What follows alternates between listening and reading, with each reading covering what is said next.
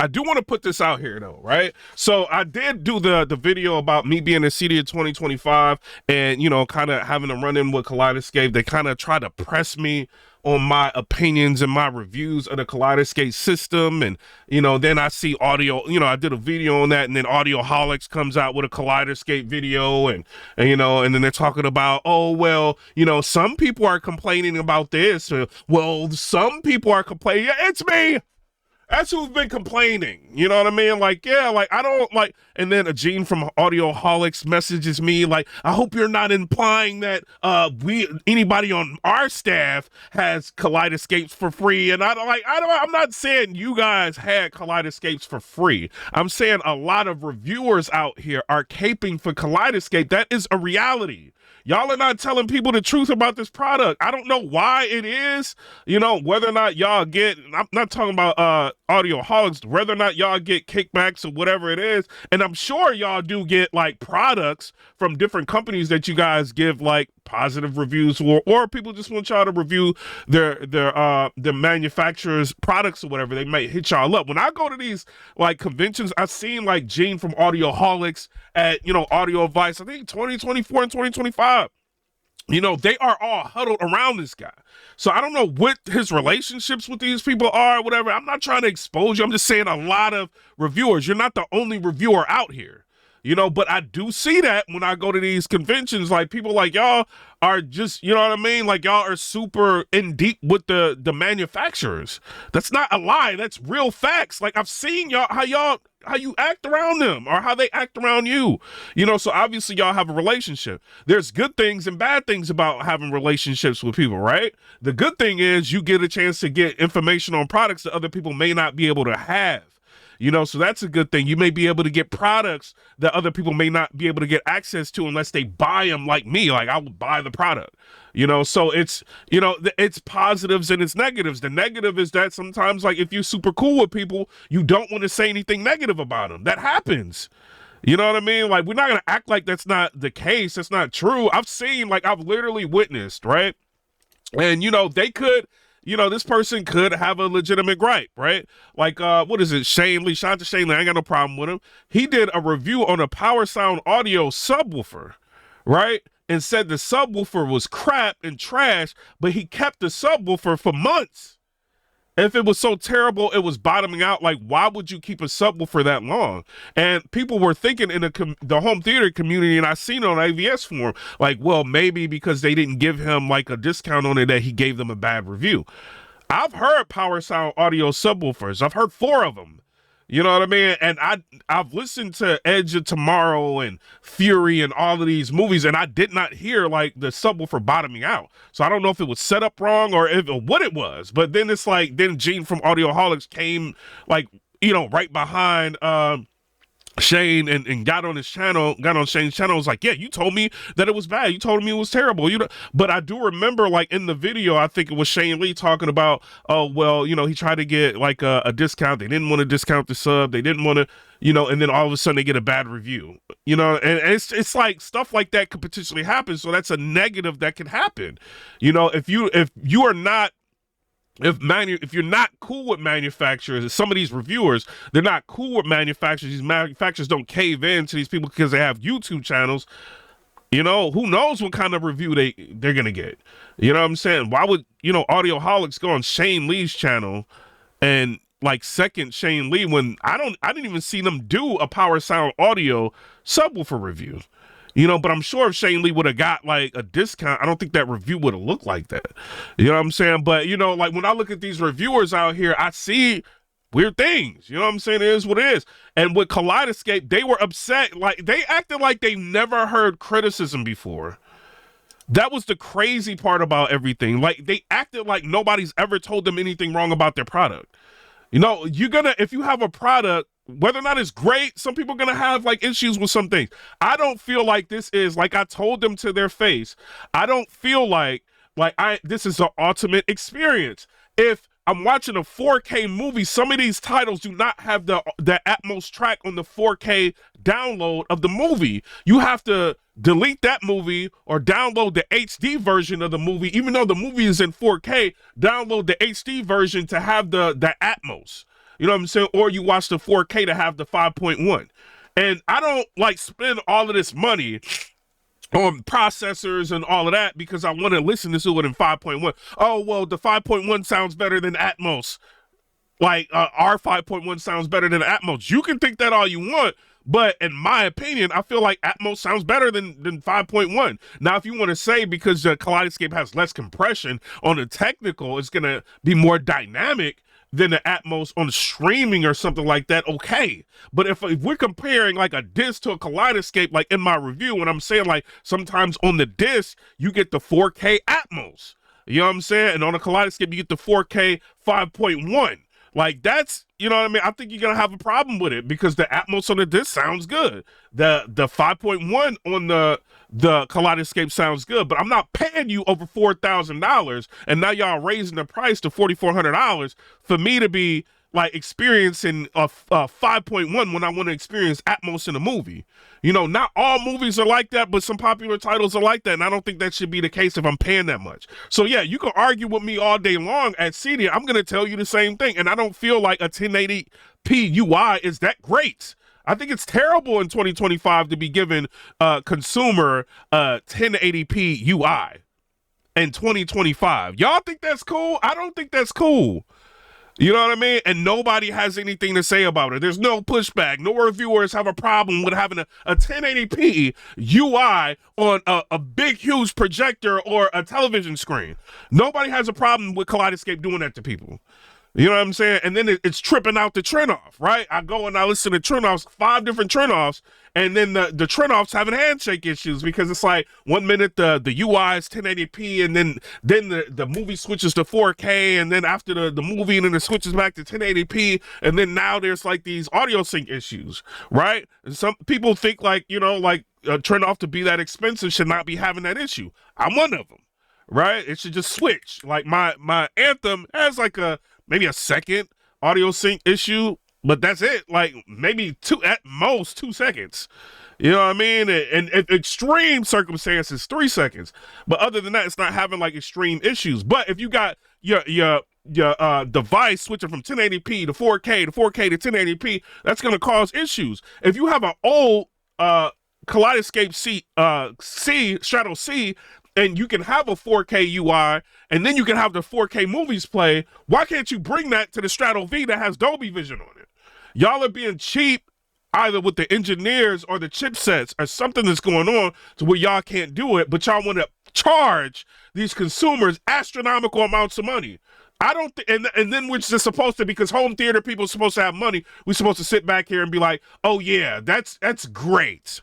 You know what I mean? Everybody just accept that. This is awesome. No, some people are going to be like me and they're going to speak out against that and say, that's not cool. That's not right. You know what I mean? And y'all get mad about it. Get mad. I don't care. Get mad all you want. Now, I do want to say this though, right? I see that audio pass-through. There's a lot of rumors that audio pass-through is going to be coming out, right? So it says, this is Apple Insider. It says pass-through audio is finally on the way to Apple TV, iPhone, and more, which I don't know why they would do it for iPhone. Like, I don't really get that. It says, we've confirmed at WWDC that TV OS 26 is getting pass-through audio, which could allow a higher quality listening experience by disabling audio processing on the Apple TV hardware before hand off to a sound system. The Apple TV family is a very capable processing device for a set-top box, but one bone of contention has been the audio processing. Apple has so far avoided adding pass-through audio features to the Apple TV, but that is seemingly changing. A reference on the Apple developer documentation for AVF audio has an enumeration case for AV audio content source for pass-through. Pass-through audio refers to the way that the device or operating system handles audio from a source. Normally, audio from an app such as Netflix is processed by the Apple TV or iPhone before being played to the user. In the case of a TV or home cinema equipment, they have the capability of actually processing audio for themselves. However, since hardware like the Apple TV processes the audio upstream, stream, the original raw audio stream never gets processed by the hardware. And that is the issue. And this is why I feel like the Kaleidoscape is outperforming the Apple TV in terms of audio, because, you know, Apple is forcing a situation where we have to go ahead and listen to how they believe the Atmos needs to be processed, whereas I want my processor to process it. So if Apple TV comes out with this, I think it's game over for Kaleidoscape. I do. I will be selling it if this happens. It says, in effect, even if you have the best possible home cinema system that can handle any audio format or codec in existence, you're going to be stuck hearing whatever the Apple TV has done to the audio. I think that's an issue. It says, we've confirmed with Apple that by enabling the new pass-through audio when it's available and supported by a streaming app, a high-quality audio stream could be left alone by the Apple TV. This allows the hardware after the Apple TV to process the audio, which could give a higher quality result to the listener. Like, this should have been done. You know what I mean? I don't know why Apple didn't do this. Maybe just like a control thing. And, you know, maybe the engineers felt like it would be better for them to do it on the Apple TV so it can control everything. So it'll be completely locked. I don't know. You know, but if they unlock this, like what they are talking about with Apple Insider, this changes the game. I feel like, my personal opinion, I was just watching like a movie on Apple TV. It was a documentary on Netflix, right? It sounded cool. You know what I mean? It wasn't like bad, you know, but you do have to like crank up the audio a lot of times when you're on a lot of these you know, these apps on the Apple TV to get like some dynamics out of it, and it's not going to be the same like a 4K UHD disc or a Kaleidoscape. You know what I mean? As far as the picture quality, the picture, I feel like with the Apple TV is almost there with 4K UHD or Kaleidoscape. It's very close. I don't know what they're doing, like how they're changing the codecs or whatever goes into that, like with Bitstream and how it handles like the encode and all of that, but it's very close. Like me and my girl was sitting down watching the movie, and this is after we came from CEDIA 2025. We were just like, oh my God, this Apple TV, like it looks amazing. You know, yeah, we're running it on an LG G4, right? Which is an amazing TV, Dolby Vision, all of that. But we were just like, yo, like this is remarkable that they can do this with streaming. And she was even like, she was like, yo, if they do the audio pass through, like it might be game over.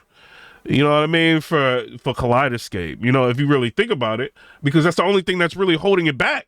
Now, I would say that, you know, yes, I do feel like that's going to impact Kaleidoscape a lot. And I feel like that could be why they're raising their prices. It just went up on prices of like the Strato V, like $400. Like, why are y'all like charging so much for hardware? I think they're charging so much because they're trying to get every dollar that they can. You know what I mean? It's my personal opinion. I'm not saying this is true. This is allegedly. You know what I'm saying? I feel like they are trying to get, and I feel like they're trying to get every dollar they can out of the consumer before this drops.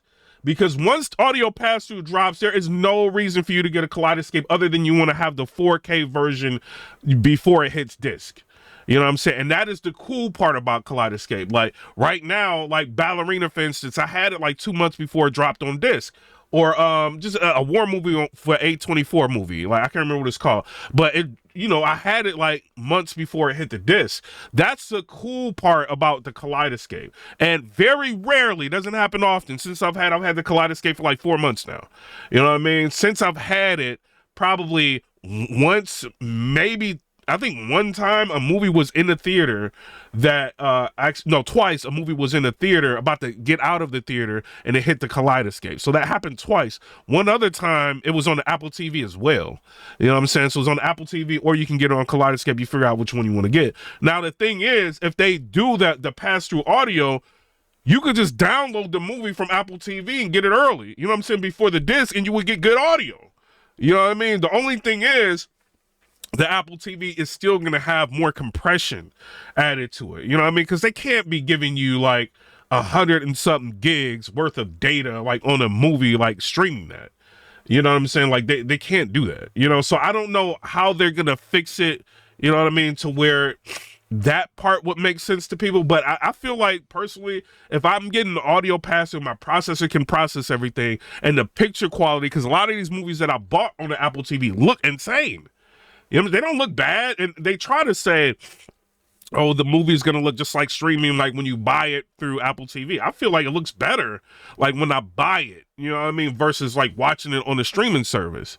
You know, it does look a lot better. As far as the audio still, I mean, it's a little bit better than streaming, it sounds like to me, like when I buy a movie, you know, from Apple TV, but it's still the Apple TV device is processing the audio, which I don't like. So if they can fix that with this audio pass-through, I think it changes the game, and it's going to narrow the margin to where Kaleidoscape is so far superior.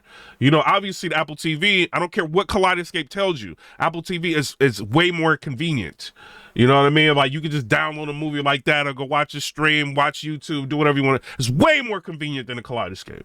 Kaleidoscape, let's say I got 10 movies downloaded to it. If I want to watch another movie that might be in my library on my phone app, I've got to download the movie. I got to re-download the movie, you know what I'm saying, to watch it if it's like not one of the 10 movies that I already have on a Kaleidoscape. And it doesn't, the Strato V doesn't, like, you know, like sometimes only 9 movies fit because I might have a few movies that are Dolby Vision, bigger files. So only 9 movies fit. So let's just say I want to watch Batman or something like that, which I don't really watch Batman, but like another movie like Fury, and I got to download Fury, and then like downloading Fury, that takes, you got to think I'm downloading like close to 100 gigs of data. You know what I'm saying? Like, so that's taking like data away from my internet plan. You know, then I got to wait 10 or 15 minutes for it to download because I feel like the Strato V has been capped, you know what I mean, to where you're downloading, the download is slower until you hook it up to an expensive Strato V device, and then like, you know, after you pay $6,000-7,000 for a Strato V device, then it opens it up to where it can download faster. But you still got to think, I got a Strato V, it's 10 to 15 minutes to download the movie, where on the Apple TV I can just buy it and watch it. You know what I'm saying? It's like that it's more convenient and it's cheaper. People are going to look at, like, I've been traveling, right? I went to Amsterdam, I've been to Switzerland, Geneva, Switzerland, Zurich, Switzerland, Milan, Italy, Lake Como, Italy. I've been to like Genoa, Italy. I've been to, you know what I mean, different parts of Amsterdam, all of that. And people would rather save their money and fly to another country or do something cool than to be spending like over $4,000 for a box. You know what I mean? Like, you know what I mean? That can do what the Apple TV would be able to do with close to what the Apple TV would be able to do with the audio pass-through. I would just buy a movie, let the processor process my audio, and I would be a lot happier. And I think Apple TV does a decent job, but just not a great job. That audio pass-through is going to do a great job. The margin narrows to where it's like, why would I spend $4,000+, you know, on a Kaleidoscape when I could just do it on Apple TV? So I feel like the Apple TV is going to do serious damage, you know, if to these other like companies, if they do the audio pass-through. It's not that I want them to do that. It's just, you know what I'm saying, to hurt other companies and stuff like that. But other companies don't care about us. You know what I mean? Like, and we as consumers got to understand it. They don't care about us. If Kaleidoscape cared about us, why are they giving us a 1080p UI? Why is the Terra server $5,000 and $6,000? They don't care about us. Or to get the streaming device and the Terra, you know what I mean? The Terra server and the Strato device, you're paying close to $10,000. You think they care about us? No, so I don't really care if they go bust or not. You know what I mean? But as a consumer, I want the best product. For right now, technically the best audio I'm going to get in video technically is the Kaleidoscape. You know what I mean? But with Apple TV, I won't have the issue to where, like, you know, I'm watching a 4K movie, and then with the 4K movie, I might not have Atmos. I might have to listen to it in 5.1. You know, or downgrade and watch an HD movie and then have the Atmos, depending on the movie. You know, I won't have to deal with that. Apple's probably going to have the latest codec. You know what I mean? Audio codec, audio format. You know, so that would be a plus. You know, so I can't wait for them to come out with this. Now, I don't know if we would have to buy a whole new Apple TV if they did it. You know, because I know with the MacBook Pros, they did open it up to where they had like audio pass-through, I think with the M1s or whatever.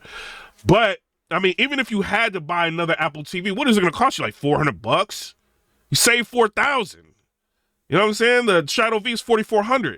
So you save $4,000, you get the new Apple TV. Is probably going to be faster, and you're going to feel like you're not you're going to be getting more for your money. It's not a company is trying to only give you access to 10 movies and charge you that much money. You know what I mean? So I don't know. Like, I'm just a different type of consumer. You know what I mean? Like, yes, I could just sit here all day long and super hype up a product. But when I'm paying like thousands of dollars and a product is not giving me everything that it's being marketed to give me, like, I have a problem. You know what I'm saying? But I don't know. Y'all tell me what y'all think down in the comment section below. Comment, rate, subscribe. Let me know what y'all think about that. Home theater enthusiasts, let me know what y'all want to hear. I've heard a lot of different speakers that y'all hear marketed, and some of them are good. Some of them are okay. You know, we will be going into some of that too. Also, I got another video coming up that if y'all can subscribe to the channel and hit the notification bell so you'll see. All right, y'all. I'm out, y'all. Peace.